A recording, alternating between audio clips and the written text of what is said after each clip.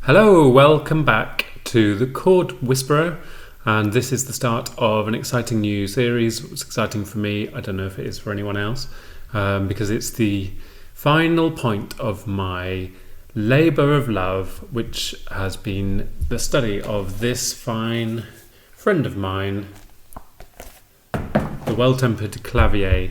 And there is no way of saying clavier, the Well Tempered Clavier, without sounding pretentious, so too bad. Pretentious it is, the Well Tempered Clavier, a work that I love dearly and that I've been studying piano-wise for over 20 years. Suffice to say that I have got nowhere near to being able to play the whole thing, even though when I started out I thought I'd probably be able to manage that within a year. That was a long time ago. However, I have used that as my source material for some music harmonic analysis that I have been using my Seechord system and Seechord charts to unlock, X-ray, find out what's really going on in the harmonic movement of these incredible pieces. And so I think we should crack straight on. So to start with, I think I need to outline what it is that I've done and what it is I'm going to be doing, and some of the reasons that I think it's a good idea and some of the things that it's not going to do. So I have been through all of the preludes from the Preludes and Fugues, 48 Preludes and Fugues, 2 in each key, major and minor, and I have done a harmonic analysis, and I've written down what chord or what harmony I think is present at regular intervals, normally 4 times a bar, depending on the piece. And this has given me a data set of chords and how they move. Now I've then mapped those onto these charts, which I'm going to inset for you, or you can see on the other camera. And if you want to find out more about my Seechord system, check out the link below and you can find out how it works. I'm not going to go into that detail now. You don't need to know how it works, because I will be dismantling and interpreting and translating everything that you see into musical knowledge. So I think it's worth spending a little bit of time talking about why these pieces and where the grey areas lie, because I know some people are going to watch it and think that is not a minor 6th chord, that's a half diminished chord, that is not the harmony at that point.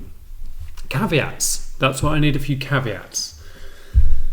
We'll come to them. First of all, why these pieces? One, I'm familiar with them. I can't play them all. I can play some of them. I just think they are one of the seminal works for the keyboard, and they are a real slice of Bach, a real insight into his harmonic world. It's where he was forming his rules of harmony, that and his Bach chorales, which probably would have been a much easier job, not to do all 200 and something of them. But why not the fugues? Well, for me the fugues are much more horizontal than vertical pieces. You get a fugue line, a subject, and then a counter subject, and they interplay, and then another, and then 2, 3 or 4 lines that all interplay, and the harmony really on the whole is resultant from that. It can pop out, it can pop in and out of phase of harmony, consonance and dissonance, whereas I think the preludes are more conventional kind of harmonic structures. Actually they can be quite similar at times to the fugues in terms of their writing and their part writing, but on the whole the harmony tends to change on the beat. I say on the whole. It's time for the caveats. So where does one chord stop? Where does another one start? What even is a chord at a particular point? These things are all open to interpretation and should be open to interpretation, and then there is no right answer to some of these things. And rather than spend hours and days and weeks and years worrying about whether I've got it right, I just kind of barged through in my way, and I've done all this myself. I haven't looked at any other analysis online. I have written down what I think the harmony is at each point, and sometimes that's not always based on the notes, as we'll come to. Sometimes it's based on what the function of the harmony is at that moment. There's only a couple of points where it really strays massively, and sometimes when there's no alternative, where I really can't make a choice, I've written both chords. But really the whole point of this is to create a data set of these charts that I can really look at and get a real overview of what I think's going on. It's not going to be perfect, but it's better than anything else that I've found in terms of being able to analyse harmony on a scale such as this. So I have printed out all these charts, which mean absolutely nothing until we get into what is going on. As I say, check out the link if you want to see a tutorial on how it works. So I guess the first thing that I want to come to is ambiguous chords. Chords that are ambiguous in themselves. There are two really common ambiguous chords, and they are both in the diminished family of chords. So there is the full diminished chord,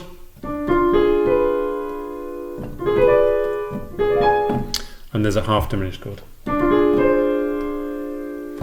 The reason that, let's start with the half diminished chord. Why is a half diminished chord ambiguous? Well, it can also be called a minor sixth chord. So D half diminished, it's exactly the same notes as an F minor sixth. It might be that we're lucky enough that the root note, the note at the bottom of the chord gives us a very clear indication which one of those is in use. It might be that neither of those notes are at the bottom. But generally speaking, we can use the context of the harmony that comes before and the harmony that comes after to sort of think, well, I think that's an F minor there. I think that's a half diminished there. And also, interestingly, we can reverse engineer what I think is happening by looking at the charts, because as you might know, or as you see, if you want to watch the tutorial, you will see music tends to move in fifths, up or down in fifths. And certainly for the sake of these charts and these patterns, those are what emerge very clearly, whether the music is falling in fifths or rising in fifths. And again, lots of grey areas. Some people call it fourths, a rising fourth, the same as a falling fifth. I don't want to get caught up on that, because really we're looking at global patterns here, certainly in this first session. A quick note then of diminished chord. Let's find a half diminished chord at random and see what it's doing and why it's doing it. Most pieces have half diminished chords, so let us see. There's one. There's a B half diminished chord in a piece in A minor. So that is within the family of A minor. A minor, same key signature as C major. Not that means a great deal, because it depends what mode we might be in at what point in this piece. But there's a B minor half diminished chord. I'll play the bar before it. This is Prelude 20 from Book 1. Not one that I know. I say not one that I know, not one that I can play, as you all just discovered. Oh, there's one in the second bar. Let's use that one. Okay. A minor. Excuse my clacky piano.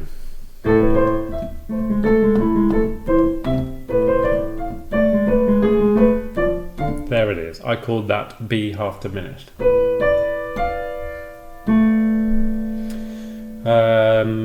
The notes here are B, D, F and A, and that is, by anyone's reckoning, a B half diminished.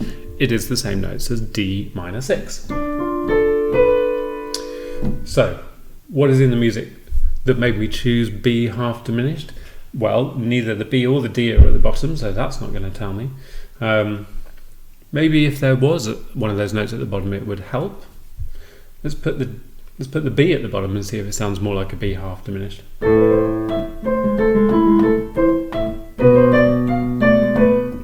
probably he would go. He wouldn't do that because it sounds awful. Can we play it as a D minor?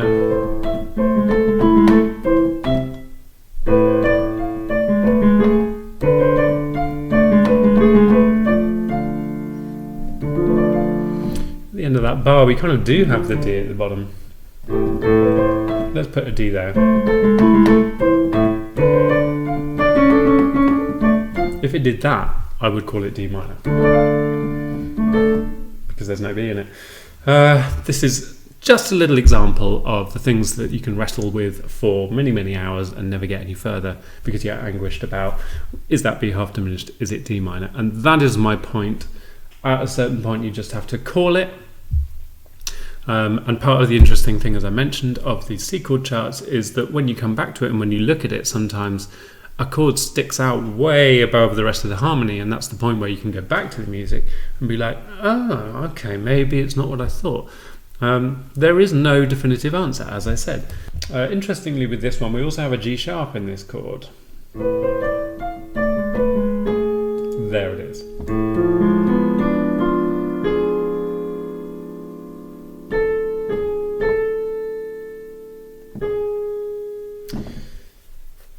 So it could even be a B diminished with an A in the pedal.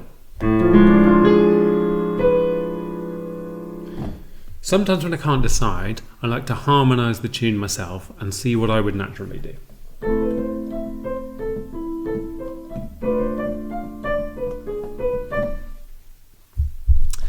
So I harmonised it with D minor, which is not the one I chose.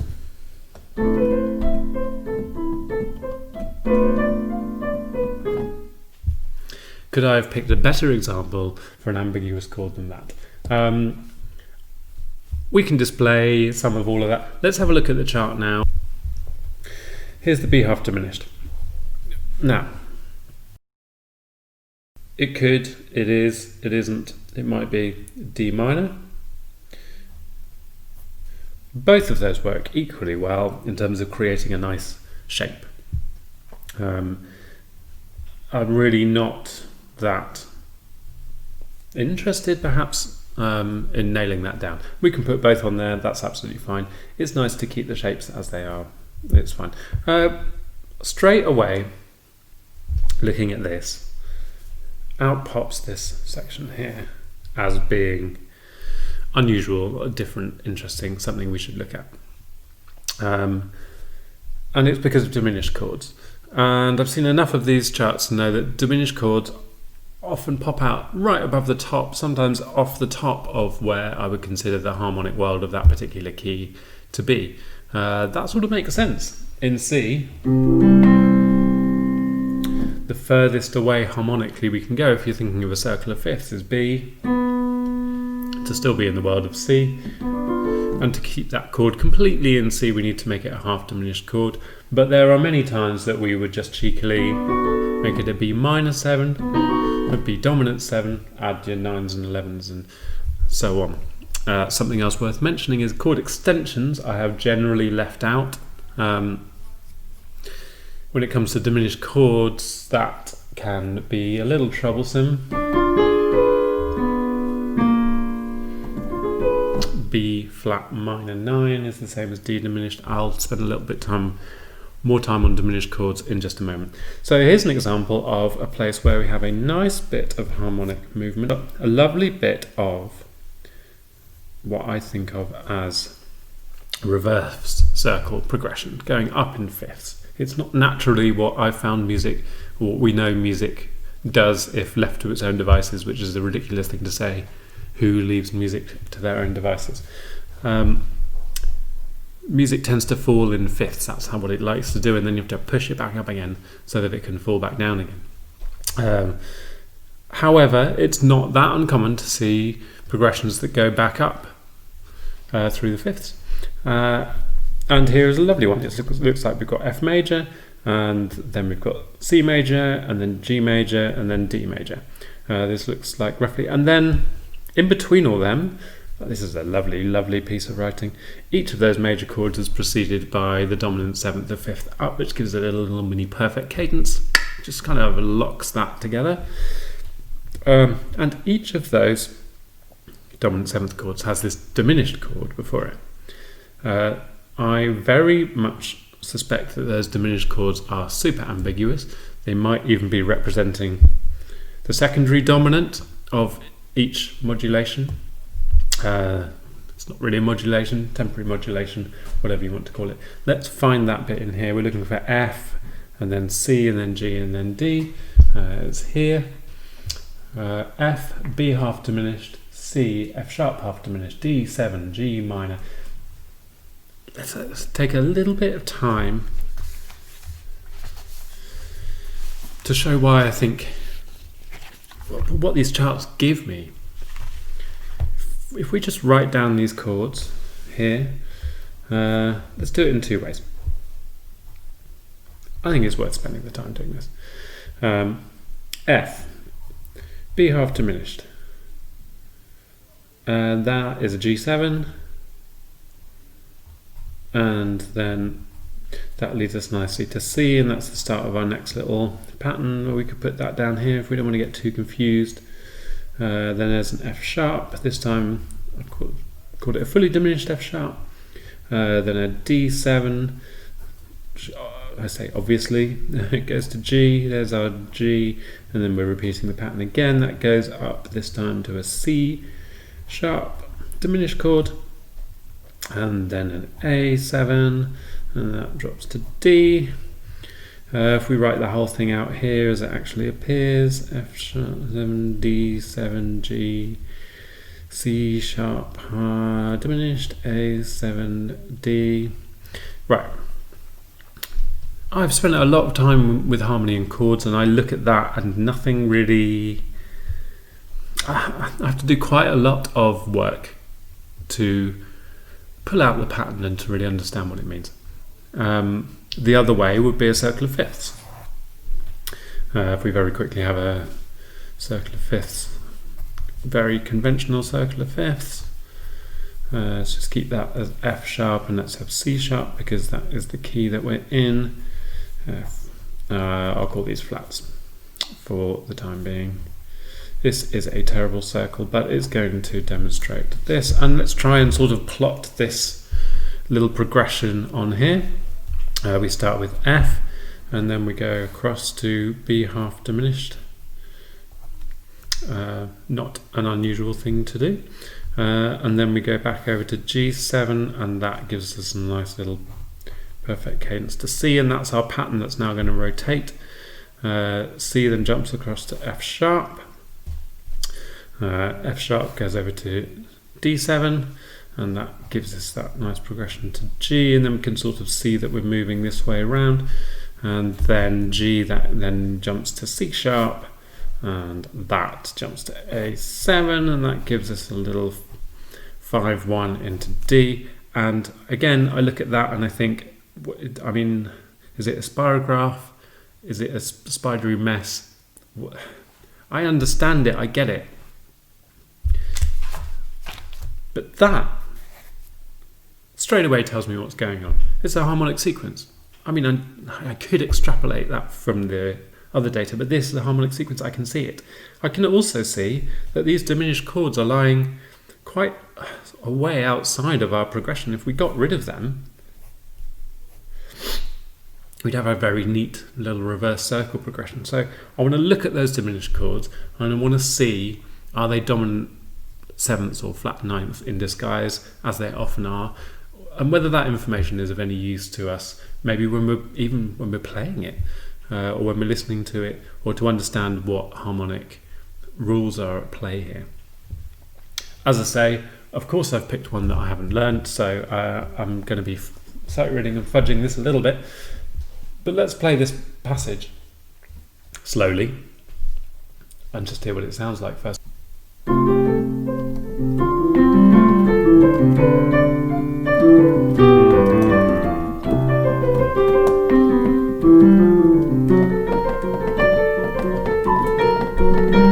Excuse all the wrong notes. That's what it sounds like. Let's have a look at the first diminished chord. Here it is.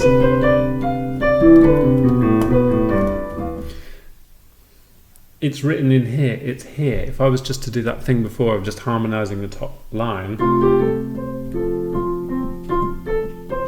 I might very well start this out, but as soon as I get here, I want to play a G7. Of course I want to play a G7, it's going to C. And also, that is a root position G7 chord. So why didn't I call it G7? Well, I could call it G7. It just starts out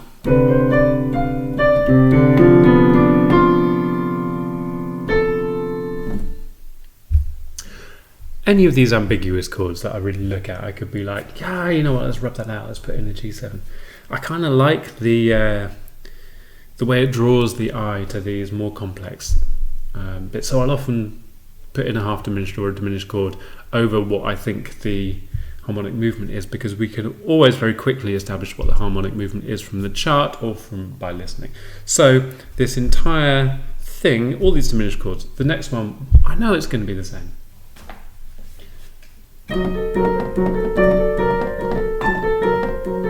Okay, it starts out very much like an F sharp diminished chord, but it's a D7, it's a D minor 9.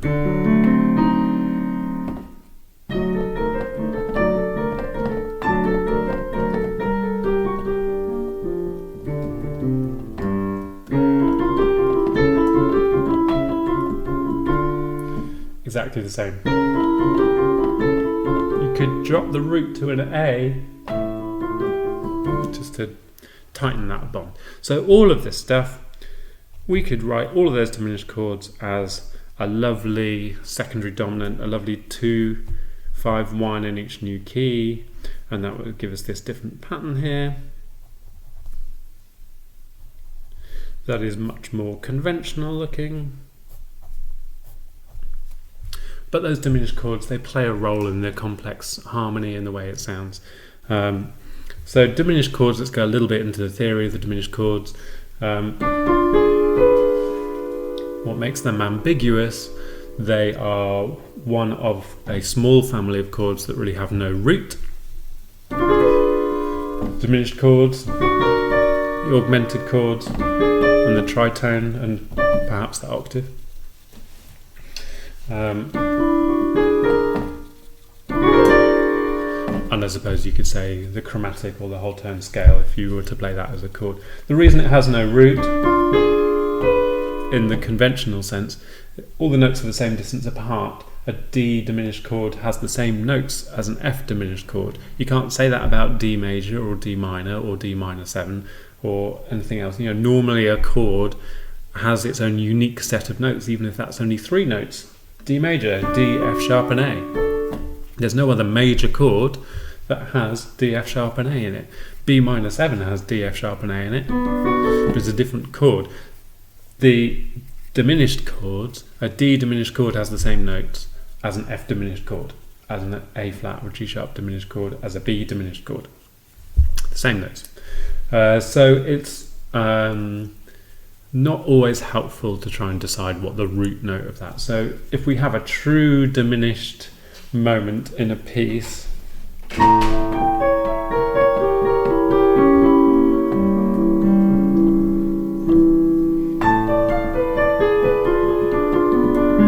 Beethoven loves to do that. If we have a true diminished moment in a piece, it is often used as a place to dissolve our sense of a harmonic home, a harmonic root, and to spend a little time in dreamy, floaty land. And there's no accident that this is often used to sort of inspire a feeling of wateriness.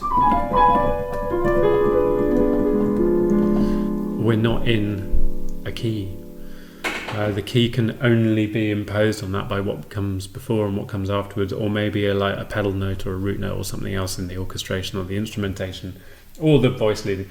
In itself, a diminished chord is not in a key. There is no natural way of producing a diminished chord within a major scale. We can produce a half diminished chord. So it would seem that I had a little bit of a brain moment coming up over the next bit of the video, which is that I keep saying minor 9, C minor 9. It's not, it's going to be a C flat 9. They're different things pretty much every time I say minor 9. For those of you who care, just think, oh, he meant flat 9. In my experience, most diminished chords can be assigned a role as a dominant 7th chord. Let's have a little look. Why with this D diminished chord? If we just go down a major 3rd from that bottom note, we get a B flat. And straight away we have a B flat minor 9. If you prefer things in C, here's an E diminished chord. We go down and we put a C root in there. And we have a C minor 9. Often that C won't be in that chord, but it'll be in the ether. It'll be there, a ghostly presence. And then that will be used to take us into a different key down to F, C down to F. But remember that an E diminished chord, and let's stay with this one now, an E diminished chord isn't necessarily an E diminished chord because it's the same thing as a G diminished chord. And if we take a G diminished chord and we do the same thing, we add that bottom note, then we get an E flat minor 9. And that takes us nicely into A flat. Could even take it into A flat major.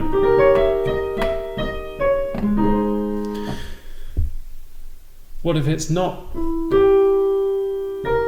E or G diminished chord, it's a B flat diminished chord? Then we can have an F sharp, minor 9, that will take us into B major or minor, and finally if it's a C sharp diminished chord, same notes, then that can be an A minor 9 and that takes us to D.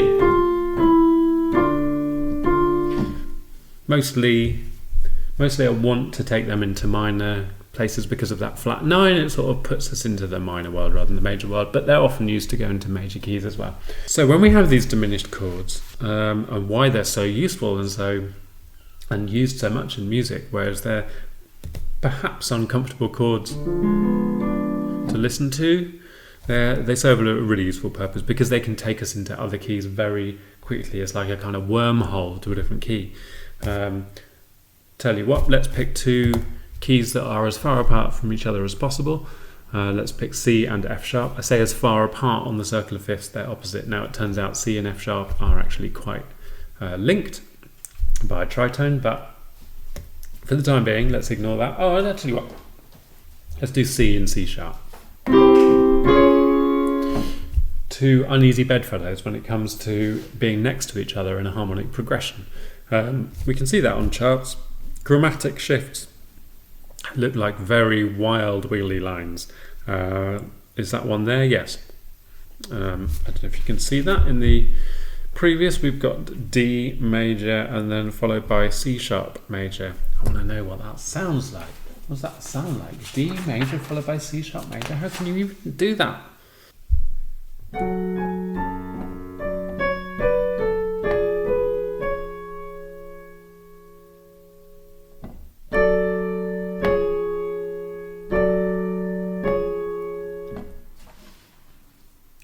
Of course he knew what he was doing. I mean, we can hear it.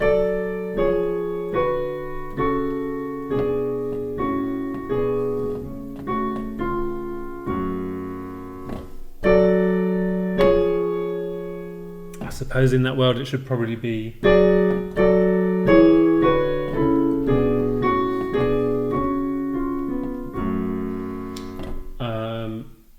but D, C sharp. It does happen. It's in the middle of a much more complex progression, obviously. So how would we modulate? Back to the point, gone a bit off. How would we get from C major to C sharp major? Not that anyone really would sit down and be like, I'm going to compose a piece that starts in C major and then modulates to C sharp major. Although it does happen. A lot of the time, just a cheeky jump straight to A flat 7 or G sharp 7. Really to modulate effectively to any key, you've got to have that perfect cadence. You've got to have the 5-1, ideally a 2-5-1.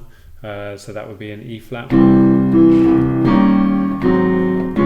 It just sounds so clunky, that move from C to E flat 7. There are ways of doing it. There are ways of making it more elegant. It's probably even better in that case just to go from the C to the A flat 7.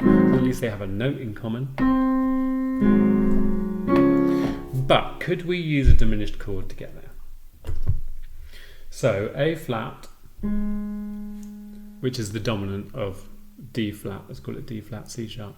A flat minor 9. That is my linking chord. That is the chord that I want to get from well,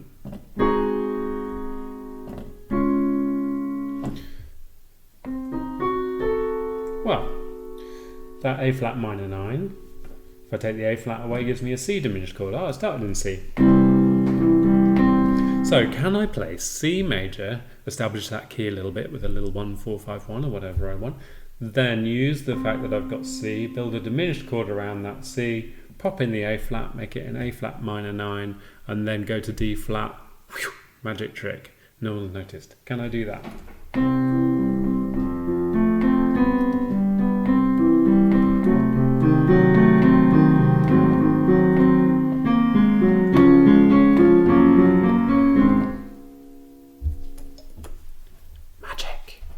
Diminished chords are magic. One more, you can modulate anywhere with a diminished chord if handled sensitively. Bach doesn't actually do that much. He doesn't need to. He uses his diminished chords as part of his harmonic movement in his language. It's sometimes part of his modulations or his temporary modulations, but not so much in this era of music as we get through to classical and romantic. That's used a lot more. As I say, Beethoven used it a lot. One more thing before we get away from diminished chords is that you can stick two next to each other chromatically. The bit in the Moonlight Sonata,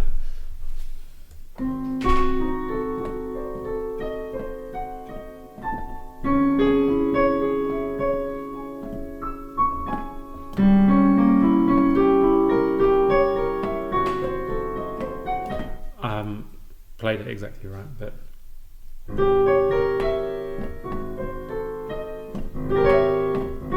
two diminished chords, a semitone apart next to each other. Think of the options that we have if we think of their dominant sevenths, like the amount of keys we can go to. We can go anywhere, and it's because of this fluid harmony with diminished chords that because there is no root, where do we go? We can just go to another diminished chord and the ear is not too surprised. It's kind of like, no, let you off that one. Oh, we've resolved somewhere else. Great. Where were we to start with? I don't know. That is diminished chords, and that is why they're so interesting, so useful, and why they pop up so much.